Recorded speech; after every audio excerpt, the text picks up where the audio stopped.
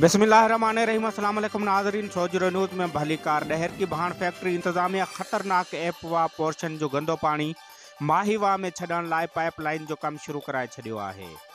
सोजरो news reporter Ali Asghar Mirani मूजिब एपवा portion जे गंदे पानी सबब माहीवा जी पुछड़ी जो हज़ारे एकड़ ज़रे ज़मीनूं मुतासिर थींदियूं।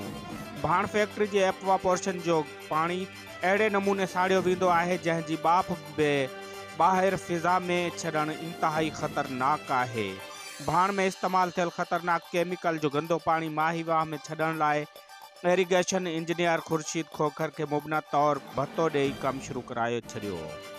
माहीवाह जे लखें आबादगारनि जो मुस्तक़बिल दाव ते लॻी वियो। तालके इंतज़ामिया तोड़े DC घोटकी ख़ामोश। भाण फैक्ट्री जे 16 ए पांड्स जो ख़तरनाक ज़हरीलो पानी 274 US गैलियन जे हिसाब सां माहीवाह में छोड़ कयो वेंदो। भाण फैक्ट्री में ज़हरीलो ख़तरनाक माहीवाह में छॾण बाद माहीवाह जो ॿिन्ही पासनि खां 5 किलोमीटर ताईं जर ख़राब थियण जो ख़दशो।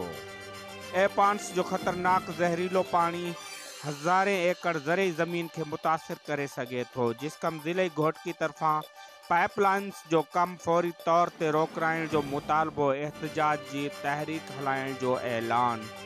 नाज़रीन, डहरकी मां ख़बर ॾींदा। भाण फैक्ट्री इंतज़ामिया ख़तरनाक एपवा पोर्शन जो गंदो पानी माहीवाह में छॾण लाइ पाइपलाइन जो कम शुरू कराए छॾियो।